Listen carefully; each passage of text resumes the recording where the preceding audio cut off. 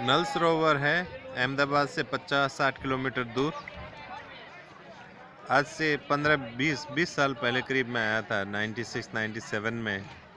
तब यहाँ पे इतनी सारा डेवलपमेंट नहीं था।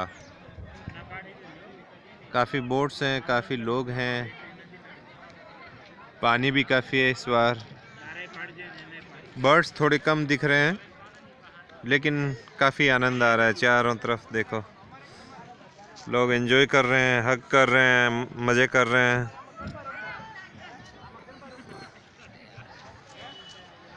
ये मेरी वाइफ मेरे पीछे बैठी है, मैं अभी आपको दिखाऊंगा।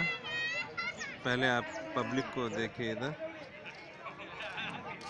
This is the front of Nal Sarovar झील and these are public going into deep into the lake.